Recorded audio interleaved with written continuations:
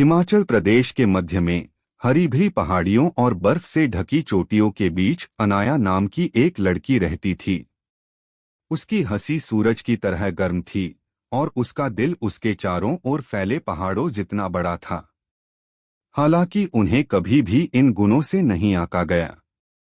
लोग हमेशा सबसे पहले उसकी शारीरिक बनावट पर ध्यान देते थे।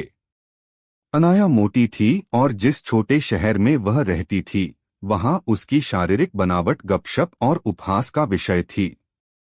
अनाया के पिता श्री शर्मा शहर के चौराहे पर एक छोटी सी चाय की दुकान के मालिक थे, जो स्थानीय लोगों के इकट्ठा होने और बातचीत करने के लिए एक लोकप्रिय स्थान था। वे अक्सर शर्मा परिवार पर चर्चा करते थे और अनाया का वजन एक गर्म विषय था।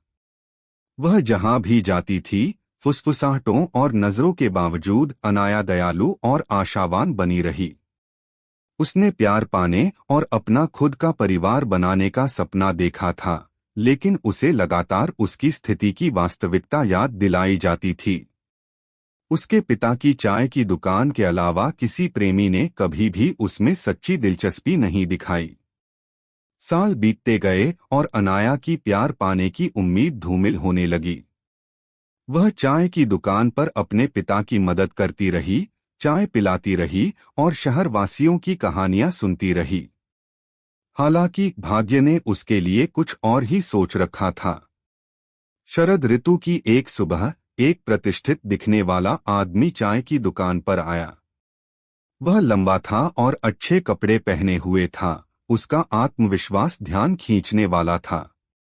उनका नाम अर्जुन सिंह था, जो हिमाचल के एक धनी व्यापारिक परिवार के वंशज थे। श्री सिंह अनाया की गर्म मुस्कान और उसकी आंखों में दयालुता से मोहित हो गए। वह उनके परिवारों के बीच एक मिलन का प्रस्ताव रखने आया था।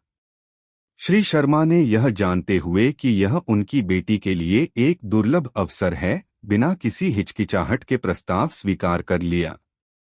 अनाया बहुत खुश थी लेकिन घबराई हुई थी। उसे विश्वास ही नहीं हो रहा था कि अर्जुन सिंह जैसा प्रतिष्ठित व्यक्ति उसमें दिलचस्पी लेगा। शादी एक भव्य समारोह थी, जिसमें हिमाचल प्रदेश के जाने माने लोग शामिल हुए थे। अनाया अपनी दुल्हन की पोशाक में दीप्तिमान थी, उसका दिल उत्साह और घबराहट से धड़क रहा था। हालांकि उसकी खुशी अल्पकालिक थी। अपनी शादी की रात अर्जुन को एक जरूरी फोन आया और उसे दूसरे शहर में एक महत्वपूर्ण व्यावसायिक बैठक के लिए जाना पड़ा। निराशा की पीड़ा महसूस करते हुए अनाया ने अपने पति को अलविदा कहा, इस उम्मीद में कि वह जल्द ही वापस आएंगे। दिन हफ्तों में और हफ्ते महीनों में बदल गए, लेकिन अर्जुन वापस नहीं आए। अपने महलनुमा घर में अकेली अनाया ने अपने दिन खाली हॉलों में घूमते हुए, खोए हुए और परित्यक्त महसूस करते हुए बिताए। उसे अपने परिवार, अपने दोस्तों और अपने पिता की चाय की दुकान की याद आती थी। लेकिन जिस बात ने उन्हें सबसे ज्यादा आहत किया वह यह एहसास था कि अर्जुन ने उन्हें कभी भी सच में स्वीकार नहीं किया था। महीने बीत गए और अनाया को पता चला कि वह गर्भवती थी। अपने बच्चे के आगमन की आशा से उसे आशा और खुशी की लहर महसूस हुई। हालांकि जैसे जैसे उसकी नियत तारीख नजदीक आई, अर्जुन कहीं नहीं मिला। अनाया ने अपने पति के बिना ही जुड़वा बच्चों को जन्म दिया, एक लड़का और एक लड़की। उनके बच्चों का जन्म खुशी और दुख दोनों लेकर आया। अनाया अपने बच्चों को गोद में लेकर बहुत खुश थी, लेकिन वह उस अकेलेपन की भावना को दूर नहीं कर सकी जिसने उसे घेर लिया था। वह अर्जुन की वापसी के लिए तरस रही थी, लेकिन मन ही मन वह जानती थी कि वह कभी वापस नहीं आएगा। एक दुर्भाग्यपूर्ण दिन, जब अनाया अपने नवजात बेटे के साथ खरीदारी कर रही थी, नकाबपोश लोगों के एक समूह ने उस पर घात लगाकर हमला कर दिया। इससे पहले कि वह मदद के लिए चिल्ला पाती, उन्होंने उसके बेटे को उसकी गोद से छीन लिया और भीड़ में गायब हो गए।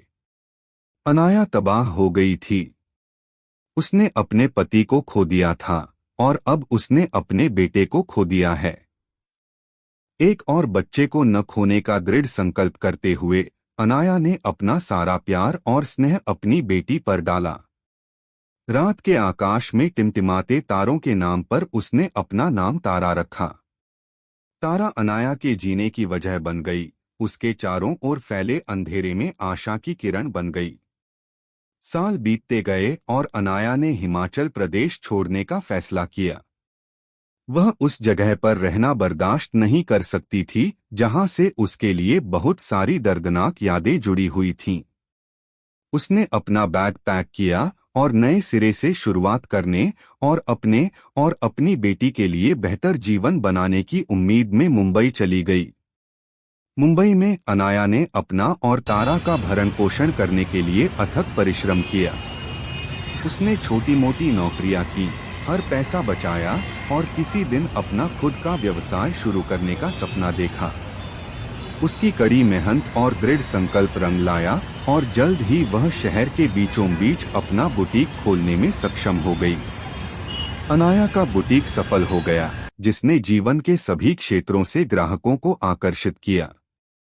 उनके डिजाइन अद्वितीय और उत्कृष्ट थे, जो उनके भीतर मौजूद सुंदरता और ताकत का प्रतिबिंब थे। उन्होंने अपनी बेटी के सम्मान में अपने बुटीक का नाम तारास ट्रेजर्स रखा, जो सबसे अंधेरे समय में उनकी मार्गदर्शक रोशनी रही थी। जैसे जैसे साल बीतते गए, अनाया का बुटीक फलता फूलता गया और वह फैशन की दुनिया में एक जानी-मानी हस्ती बन गई।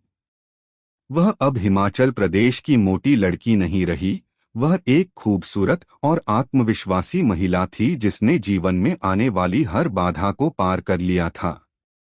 एक दिन जब अनाया अपना बुटीक बंद कर रही थी, एक परिचित चेहरा दरवाजे से गुजरा। यह उनके लंबे समय से खोए हुए पति अर्जुन सिंह थे।